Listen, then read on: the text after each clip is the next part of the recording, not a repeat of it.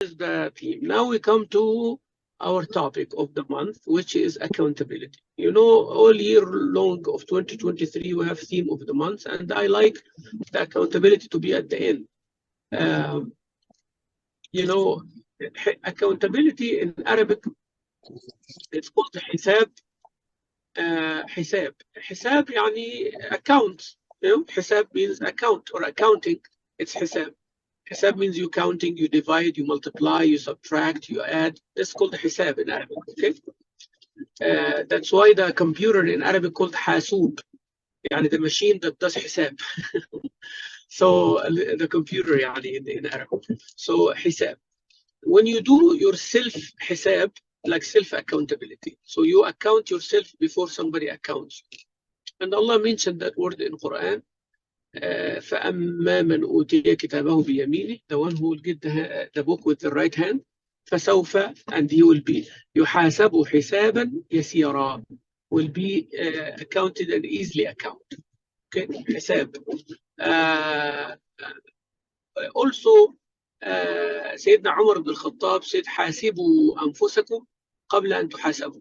Account yourself before you are accounted in the day of judgment. So self-accountability or accountability, everybody has to have it as a Muslim. Accountability to Allah Azza wa Jal, accountability to the deen of Islam, to the Sunnah of Rasulullah, accountability to the society around you. And this will not happen without you knowing your responsibility. Mas'uliyah. I give a couple of khutbahs about that already. And this coming Friday's second Jum'ah will be about that as well. Last Jum'ah, first Jum'ah was about that. Some of the sisters are angry at me already because I talked about sisters, you know, who are doing negative things in the community. So next week, I'm going to talk about the brothers who do negative things in the community. So nobody's angry at me. So anyways, you cannot have this self-accountability clear as a concept and as a practice unless you know your responsibility, what you're going to be asked about.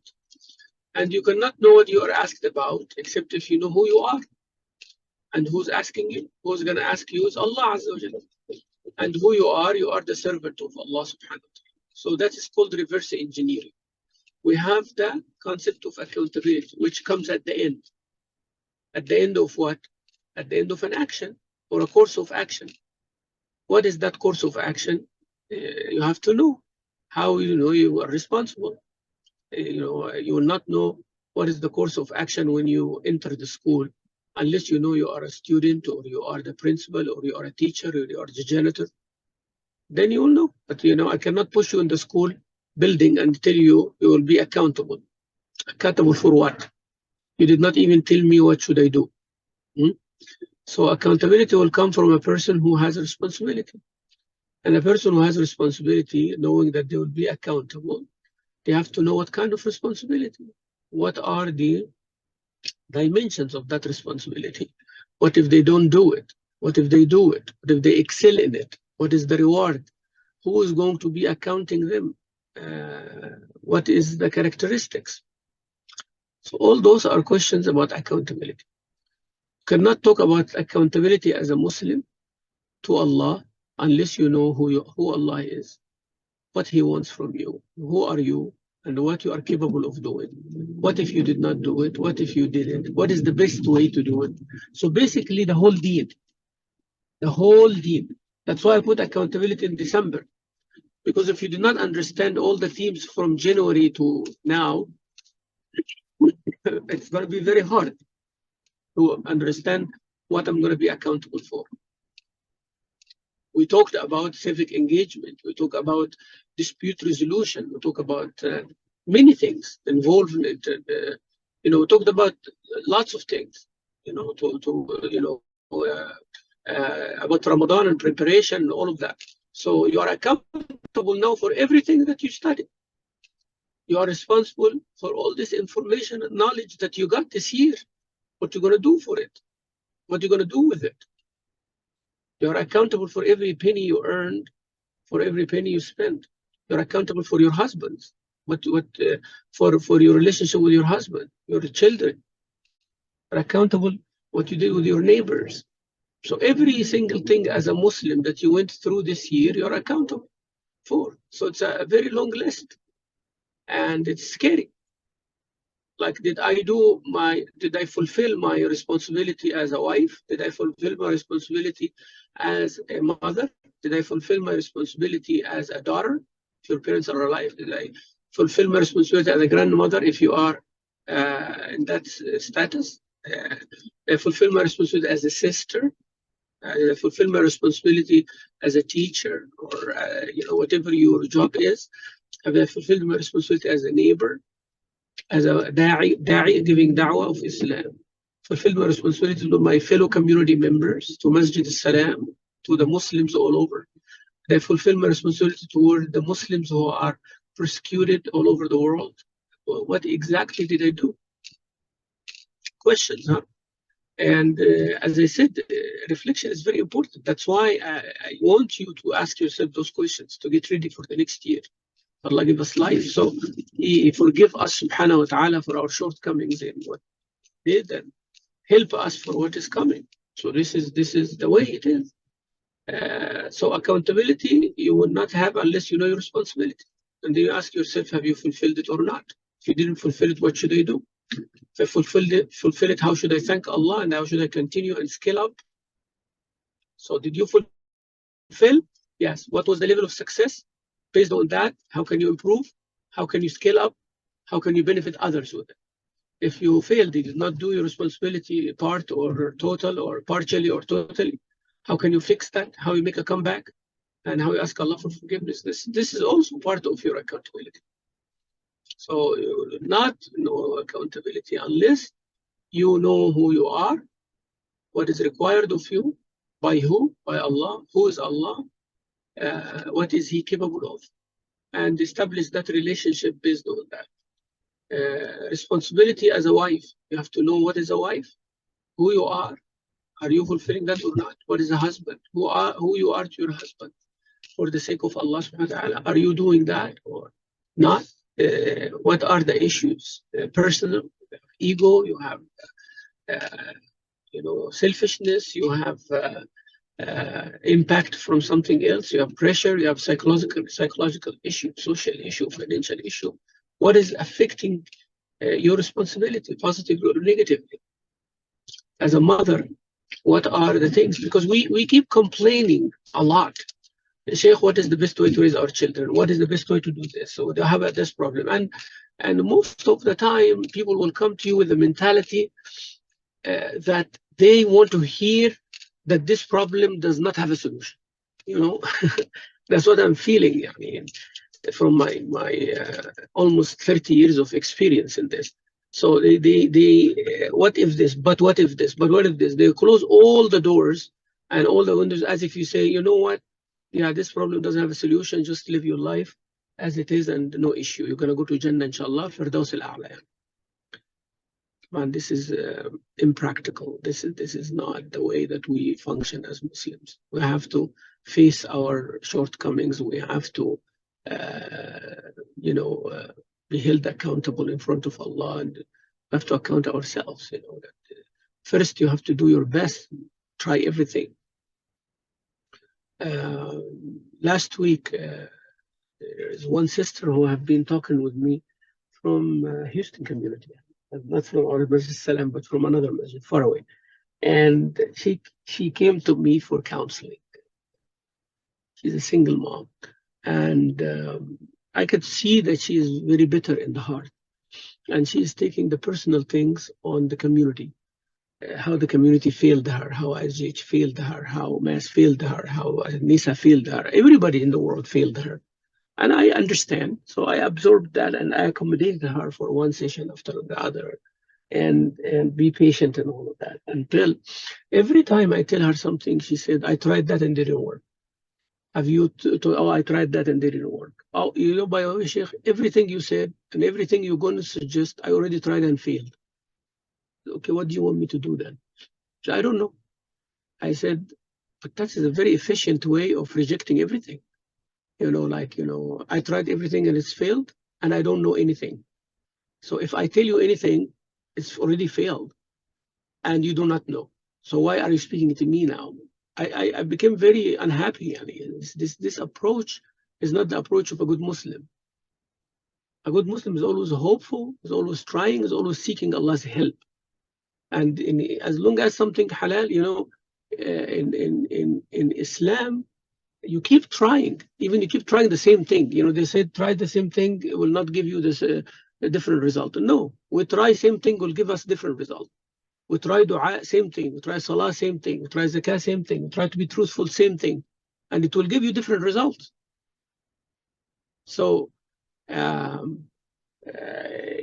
you know, and every time she said, you know what, I will call you out on this one. I call your bluff.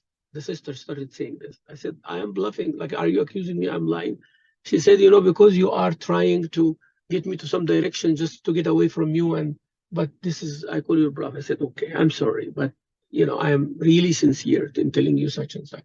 And then, subhanallah al-azim, in the same breath, she said something which is not true. I said, now I'm going to call your bluff. Oh my God, did I make a mistake, sisters? Did I make a mistake? A horrible mistake. For the next 15 minutes, oh, you have no difference from all other men.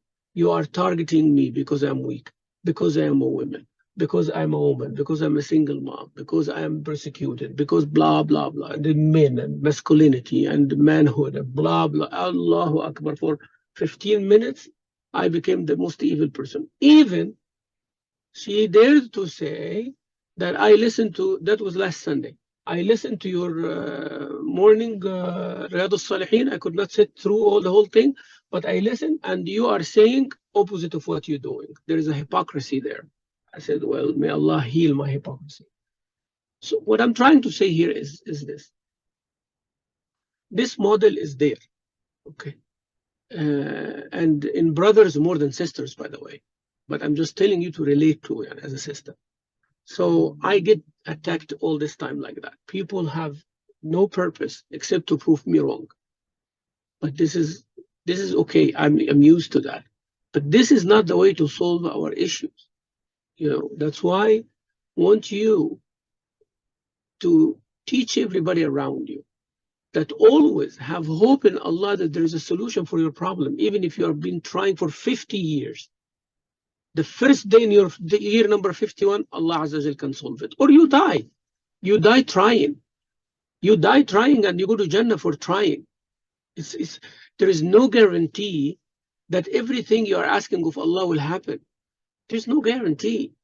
Actually, Allah Azza wa Jal told Rasulullah Sallallahu Alaihi Wasallam that the dua can be saved in another currency in Yawm al-Qiyamah. You are asking Allah to make you rich, but you die poor. But guess what? Every single time you ask Allah to make you rich, He make you richer in Jannah. What would you rather do? Be rich here and leave everything and die? This temporary? Wallah, if you know what Allah is saving for you, you will not even taste this dunya. So always teach your kids, teach yourself, teach everybody around you, have hope in Allah's mercy. إِنَّهُ لَا يَيْأَسُ مِنْ رَوْحِ اللَّهِ إِلَّا الْقَوْمُ الْكَافِرُونَ. Only those who are disbelievers are the ones who despair from Allah's mercy. So if everybody coming to you with an attitude that failed, ISGH is no good, the administration is no good, you are no good. So what? You are the only one who's good? You want to fix the whole world? This mentality of Iblis, you know? Shaitan is the one who said that I know better than you, oh Allah. Be careful of this model, sister. Be careful of this model. And be careful of, don't have tolerance to that. I'm not saying go attack people, no. I'm saying be careful of this seed, because this seed of despair, because of your personal experience. I went through a divorce after 20 years of marriage, and another divorce 2 years after that. But it doesn't mean the end of the world for me or for them. You know, Allah Azza wa Jalla is the one who decided that. Have I imagined that I will go? Never in my life I imagined this. Am I regretting? No, I'm not regretting. Alhamdulillah, Allah give me better. Wallahi, I was better when I was married. I am better when I'm single, and I'm better when I'm remarried again. And even if it happens many times, we have to get rid of this taboo of of things, whether it's a man or a woman. You are not doing anything haram. I'm not doing anything haram. It worked, it didn't work. Alhamdulillah. As long as still I'm a believer, I'm a Muslim, my relationship with Allah is strong. That's the world for me. I'm still a Muslim. I pray. I read Quran. I fear Allah. I serve my community. Khalas, alhamdulillah. I take care of my children. That's it. This dunya is nothing. It's nothing, wallahi. And don't let your personal thing affect your community role, affect your bigger picture. Don't let it.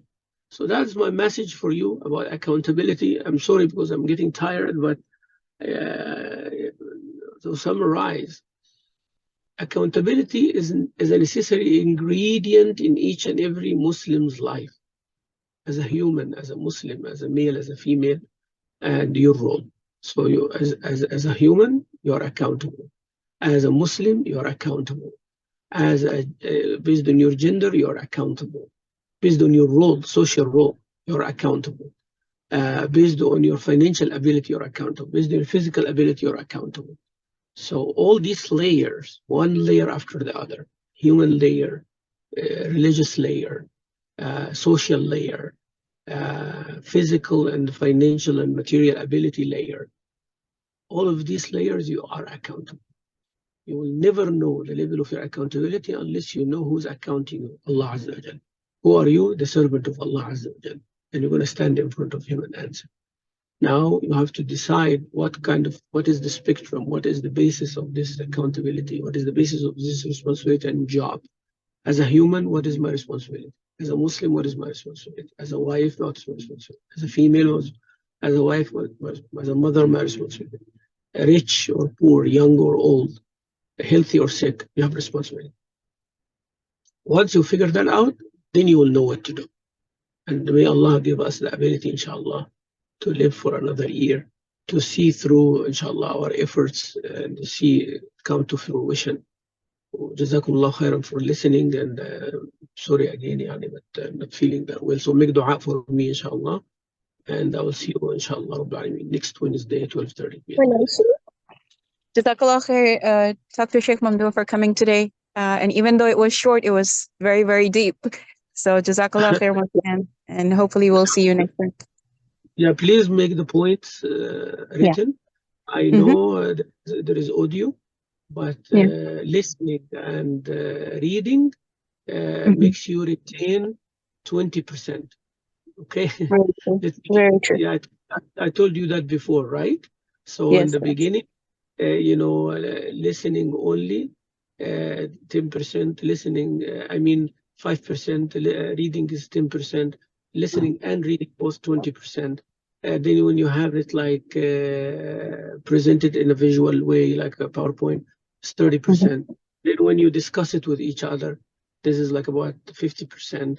Then when you there is one missing, when you practice it, it is like 70%. And when you teach it to someone, it's like 100% retention. MashaAllah. That's your vision for next year. I see it now. Yeah. So that's what we're going to do, inshallah. Jazakumullah khairan, and you have been a great, mashallah, support for me and a great student. May Allah reward you abundantly. And please,